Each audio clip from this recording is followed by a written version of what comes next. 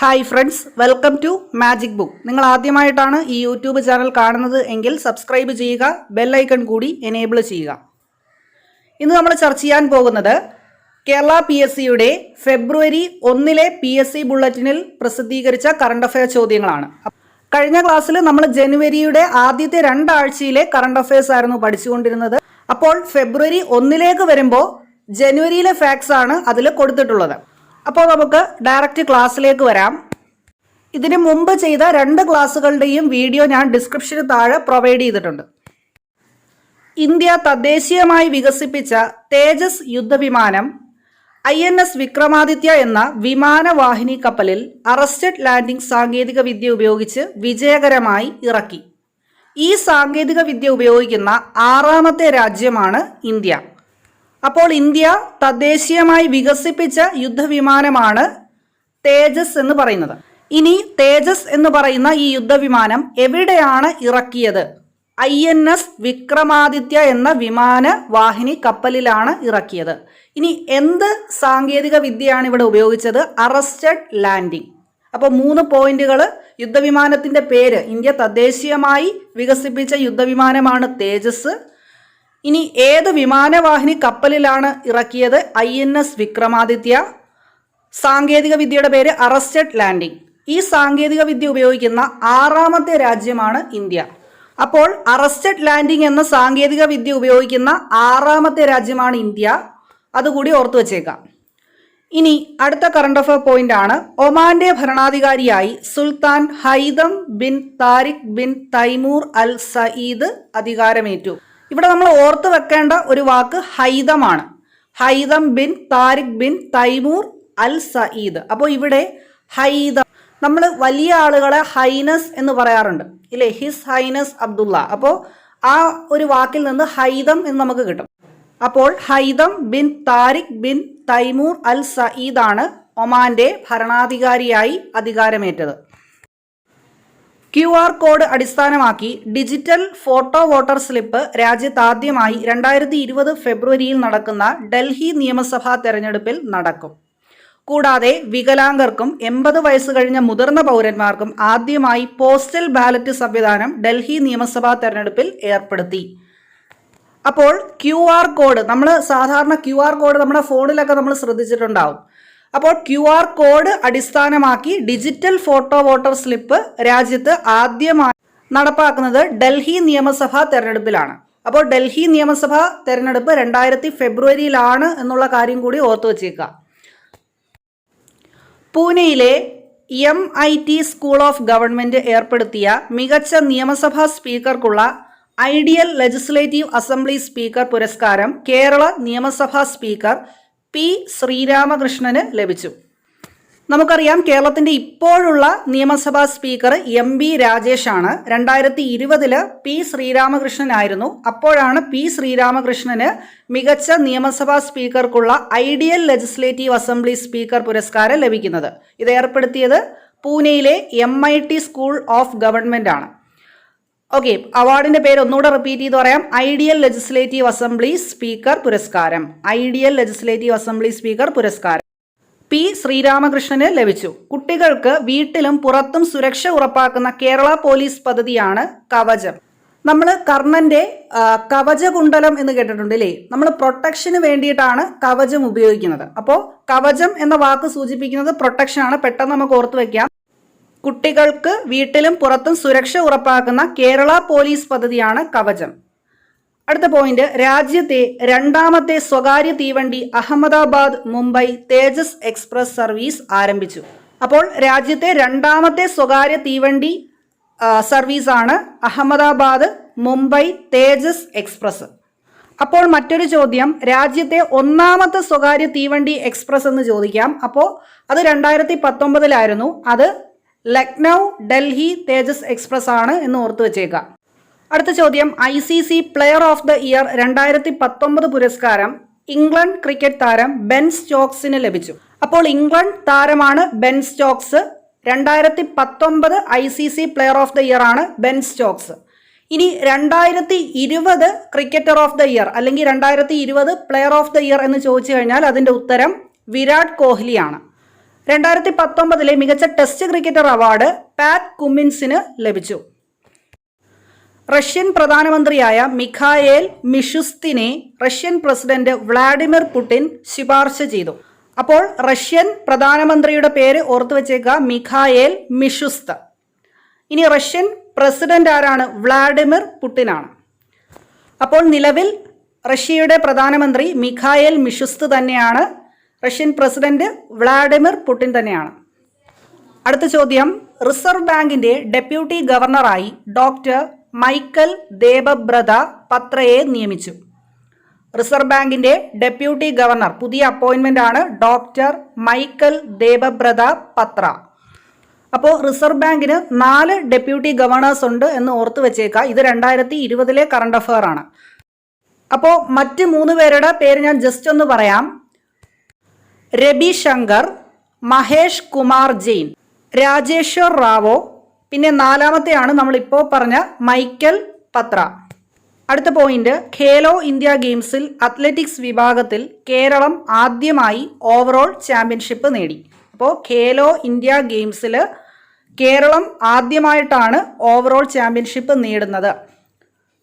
ഈ വർഷത്തെ ഡോക്ടർ സുകുമാർ അഴീക്കോട് തത്വമസി പുരസ്കാരം കൊല്ലം ലോക്സഭാംഗം NK പ്രേമചന്ദ്രന് സമ്മാനിക്കും. അപ്പോൾ ഇതിന് ലഭിക്കുന്ന തുക 11,111 രൂപയും ഫലകവുമാണ്. അപ്പോൾ ഡോക്ടർ സുകുമാർ അഴീക്കോട് തത്വമസി പുരസ്കാരം NK പ്രേമചന്ദ്രനാണ്. വർഷം 2020 കൂടിയാണ് എന്ന് ഓർത്തു വച്ചേക്കുക. അടുത്ത പോയിന്റ്, ബംഗളൂരു ആസ്ഥാനമായി പ്രവർത്തിക്കുന്ന പബ്ലിക് അഫയേഴ്സ് സെന്റർ എന്ന സംഘടനയുടെ ബെസ്റ്റ് ഗവേൺഡ് സ്റ്റേറ്റ് അവാർഡ് കേരളത്തിന് ലഭിച്ചു.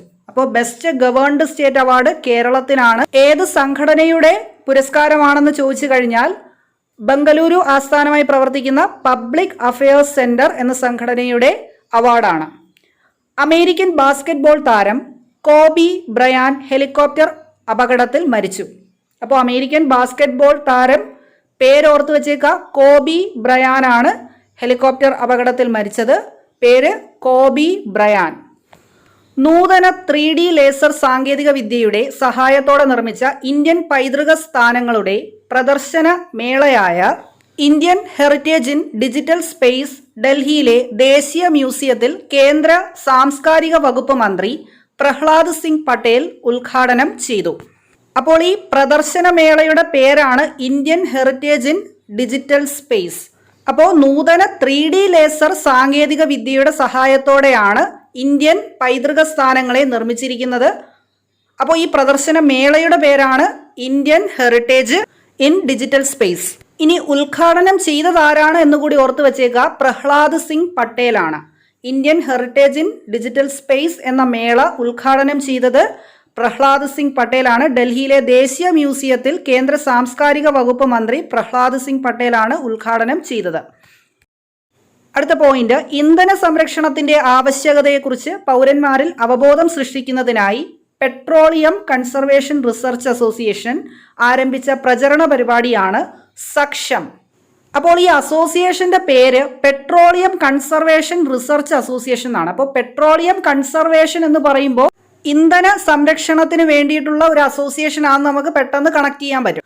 അപ്പോൾ ഇന്ധന സംരക്ഷണത്തിന്റെ ആവശ്യകതയെക്കുറിച്ച് പൗരന്മാരിൽ അവബോധം സൃഷ്ടിക്കുന്നതിനായി പെട്രോളിയം കൺസർവേഷൻ റിസർച്ച് അസോസിയേഷൻ ആരംഭിച്ച പ്രചരണ പരിപാടിയാണ് സക്ഷം.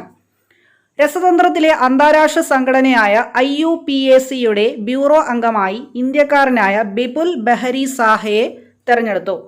നമ്മൾ കെമിസ്ട്രിയിൽ IUPAC നെയിമിംഗ് ഒക്കെ 10ാം ക്ലാസ്സിൽ പഠിച്ചിട്ടുണ്ട്. അപ്പോൾ അന്നേരം നമ്മൾ പഠിച്ചൊരു സംഘടനയാണ് IUPAC.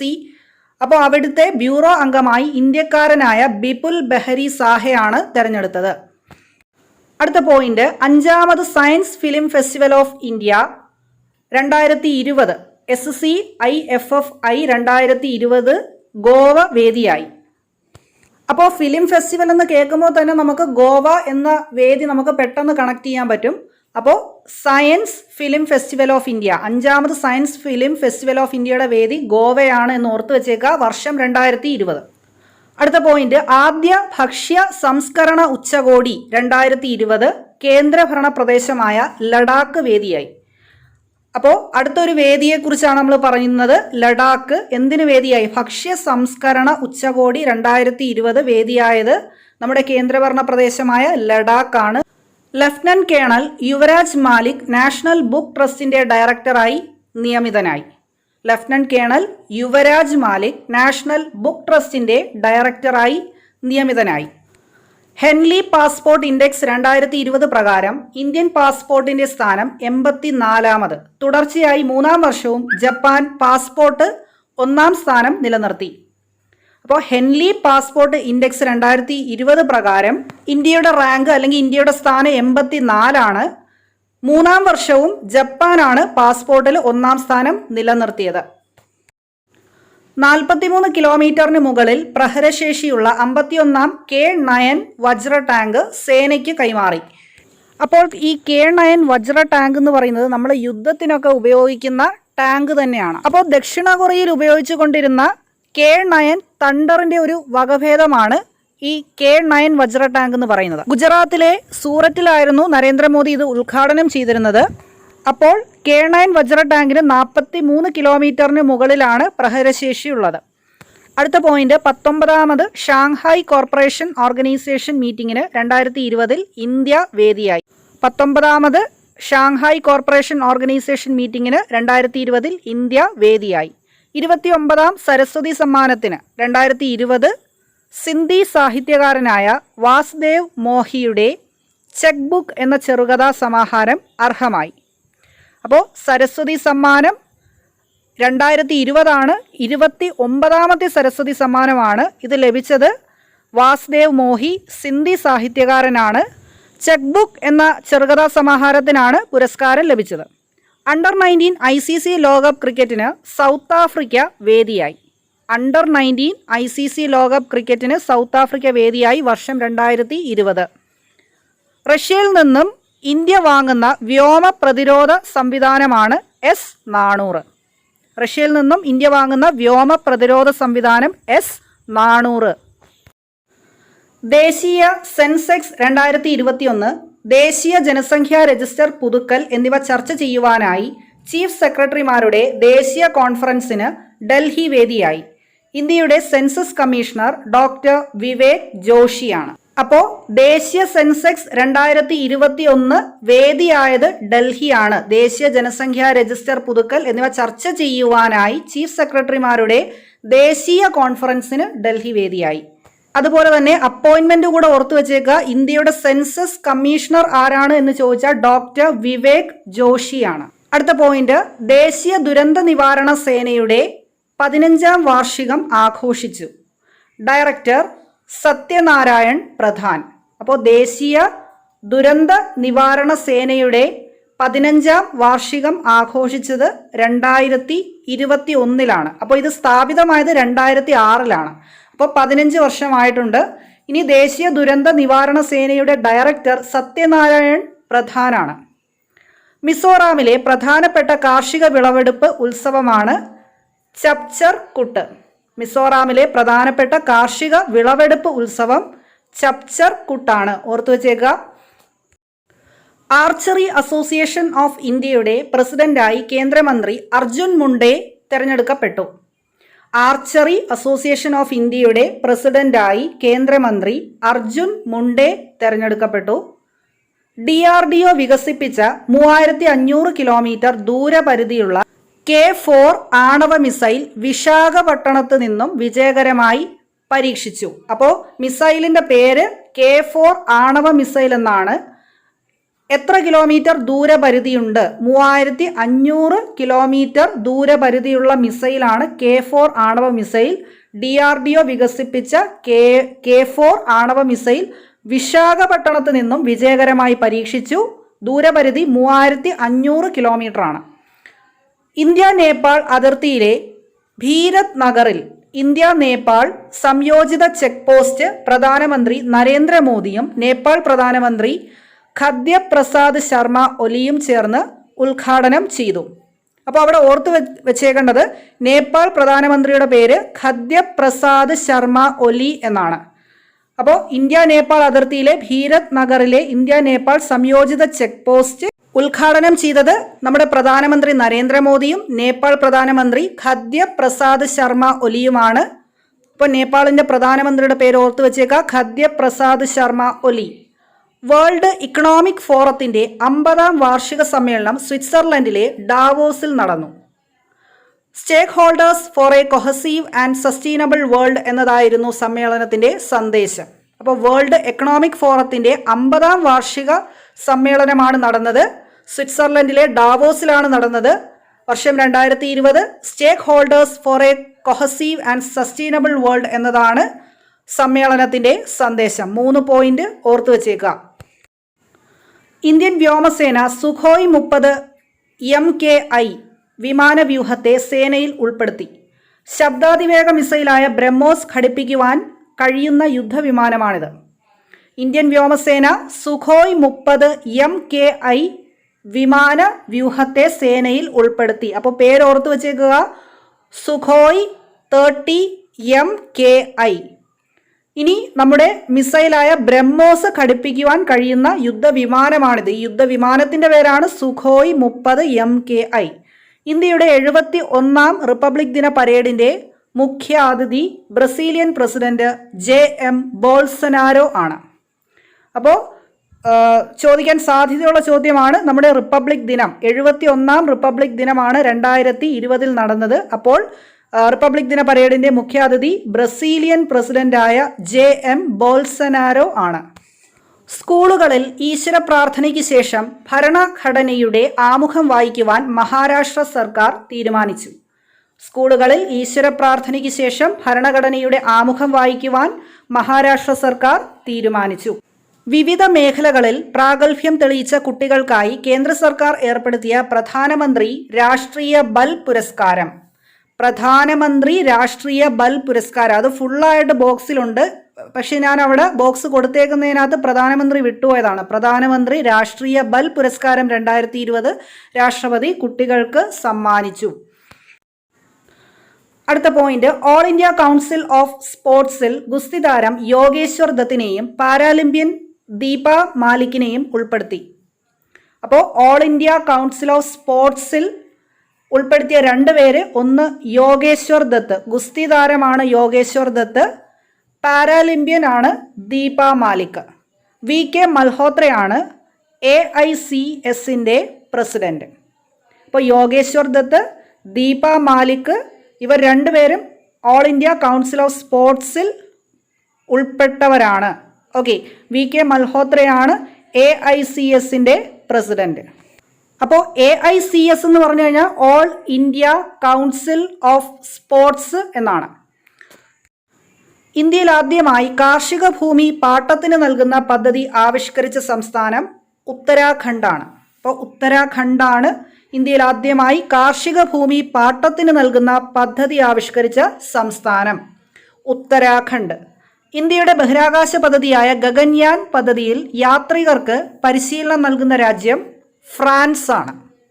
ഇന്ത്യയുടെ ബഹിരാകാശ പദ്ധതിയായ ഗഗൻയാൻ പദ്ധതിയിൽ യാത്രികർക്ക് പരിശീലനം നൽകുന്ന രാജ്യമാണ് ഫ്രാൻസ്. ഗഗൻയാൻ പദ്ധതിയുടെ പരീക്ഷണ വിക്ഷേപണങ്ങൾക്കായി ISRO നിർമ്മിച്ച റോബോട്ടാണ് വ്യോമമിത്ര. ഗഗൻയാൻ പദ്ധതിയുടെ പരീക്ഷണ വിക്ഷേപണങ്ങൾക്കായി ISRO നിർമ്മിച്ച റോബോട്ട് വ്യോമമിത്രയാണ്. അപ്പോൾ ഈ 40 ചോദ്യങ്ങളിൽ നമ്മൾ ഇവിടെ നിർത്തുകയാണ്. ഇനി ഇതിൻ്റെ അടുത്ത പാർട്ടിൽ നമ്മൾ PSC ബുള്ളറ്റിൻ ഫെബ്രുവരി 15 ഡിസ്കസ് ചെയ്യാൻ പോകുന്നത്. അതിൻ്റെ കൂടെ ഇതിനകത്തുള്ളൊരു 10 ചോദ്യങ്ങളും കൂടെ ഡിസ്കസ് ചെയ്യും. അപ്പോൾ അവിടെ ആ പോർഷൻ കവർ ആവും. ഓക്കെ, അതിനുശേഷം മാർച്ച് ഓരോ മന്തിലെ PSC ബുള്ളറ്റിൻ നമുക്ക് ഡിസ്കസ് ചെയ്ത് പോവാം. അപ്പോൾ നമ്മൾ ഈ PSC ബുള്ളറ്റിൻ ഫെബ്രുവരി 1 എന്ന് ഉദ്ദേശിക്കുന്നത് കൂടുതൽ ജനുവരിയിലെ ഫാക്ട്സ് ആണ് അതിൽ വരുന്നത് എന്നുള്ള കാര്യം കൂടി നിങ്ങൾ ഓർത്ത് വെച്ചേക്കുക. അപ്പോൾ ഇനി നമുക്ക് പുതിയ ഒരു വീഡിയോയിൽ കാണാം. കൂടുതൽ അപ്ഡേറ്റുകൾക്ക് ചാനൽ സബ്സ്ക്രൈബ് ചെയ്യുക, ബെൽ ഐക്കൺ കൂടി എനേബിൾ ചെയ്യുക. താങ്ക്